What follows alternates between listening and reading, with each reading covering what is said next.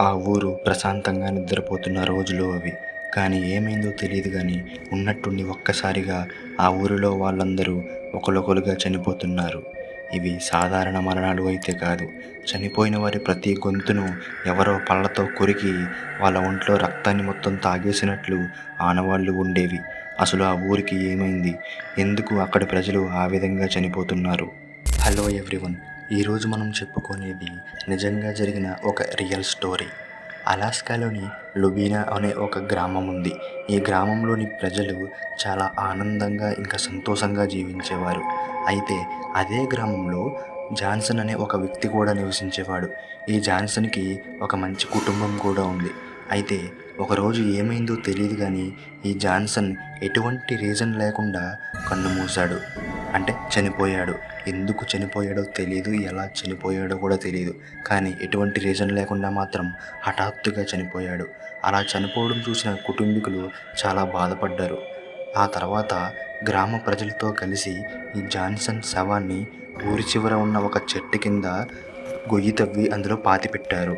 అలా జాన్సన్ శవాన్ని పాతిపెట్టిన తర్వాత అక్కడ కొన్ని ప్రార్థనలు చేసి ఎవరి ఇంటికి వాళ్ళు వెళ్ళిపోయారు. అంతా బాగానే ఉంది. కానీ తర్వాతి రోజు నుండి అసలైన ఆట మొదలయ్యింది.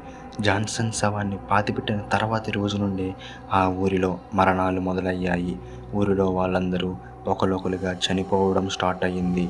అలా ఎందుకు చనిపోతున్నారో వాళ్ళకి అస్సలు అర్థం కాలేదు. కానీ ఊరిలో ప్రజల్ని భయపెట్టే విషయం ఏంటంటే చనిపోయిన వారి ప్రతి గొంతు మీద ఎవరో పళ్ళతో కొరికి చంపినట్లు ఆనవాళ్ళు ఉండేవి.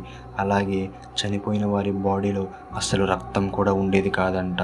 అలాగే వాళ్ళ మెడని ఎవరో పళ్ళతో గోళ్ళతో రక్కినట్లు ఆనవాళ్ళు ఉండేవి అంట. ఇవన్నీ చూసిన గ్రామ ప్రజలకు ఒక్కసారిగా వెన్నులో వణుకు పుట్టుకుంది. అలా ఎందుకు జరుగుతుందో వాళ్ళకి అస్సలు అర్థం కాకుండానే ఊరిలో ఒక వార్త వైరల్ అయింది. అదేంటంటే చనిపోయిన జాన్సన్ని కొంతమంది చూసినట్లు చెప్పుకోవడం మొదలుపెట్టారు. అలాగ కొన్ని రోజులు గడిచిపోయాయి. కానీ మరణాలు మాత్రం ఆగలేదు. రాత్రి అయితే చాలు ఊరిలోంచి ఎవరు బయటికి వెళ్ళేవాళ్ళు కాదు. అలాగే బయట నుంచి కూడా ఊరిలోకి ఎవరు వచ్చేవాళ్ళు కాదు. రాత్రిపూట ఇంటిలోంచి బయటకు అడుగు పెట్టాలంటేనే ఊరిలో ప్రజలందరికీ వణుకు పుట్టేది. అలా చనిపోయిన జాన్సన్ని చూశామనే వార్త ఊరంతా పాకడంతో ఊరి ప్రజలందరికీ ఒక డౌట్ వచ్చింది. ఈ మరణాలకి కారణం చనిపోయిన జాన్సనా అని. వెంటనే ఎటువంటి ఆలస్యం చేయకుండా ఊరి ప్రజలందరూ కలిసి ఆ ఊరి చర్చి ఫాదర్ని తీసుకొని ఊరి చివర పాతిపెట్టిన జాన్సన్ సమాధి వద్దకి వెళ్ళారు. అక్కడికి వెళ్ళి ఆ జాన్సన్ సమాధిని తవ్వి ఆ జాన్సన్ శవాన్ని బయటకు తీశారు. ఆ శవాన్ని తీసిన ఊరి ప్రజలందరికీ ఒక భయంకరమైన దృశ్యం కనపడింది.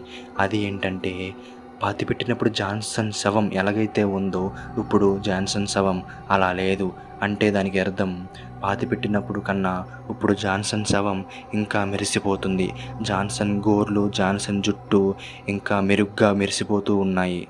ఇదంతా ఒక ఎత్తైతే ఇంకా భయపెట్టే విషయం ఏంటంటే ఆ శవం నవ్వుతూ ఉంది. అవును, జాన్సన్ శవం నవ్వుతూ కళ్ళు మూసుకొని ఉంది.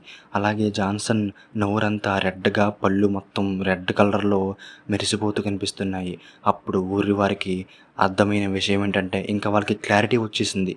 ఆ క్లారిటీ ఏంటంటే ఆ చనిపోయిన జాన్సనే పిశాచిగా మారి రాత్రిపూట ఆ సమాధి నుండి బయటకు వచ్చి ఊరి ప్రజలందరినీ చంపి వాళ్ళ రక్తాన్ని తాగుతున్నాడు. ఈ సమస్య నుంచి బయటపడాలంటే ఊరి ప్రజలకు ఉన్నది ఒకే ఒక్క దారి. వాళ్ళు కూడా అదే చేశారు.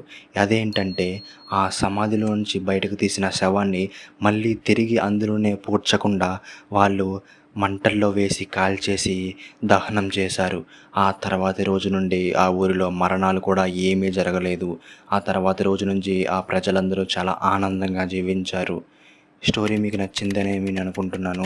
మన ఛానల్ని సబ్స్క్రైబ్ చేసుకోండి. ఇలాంటి మరెన్నో ఇంట్రెస్టింగ్ అండ్ రియల్ స్టోరీస్ నేను మీ ముందుకు తీసుకొస్తూనే ఉంటాను. Thanks for watching.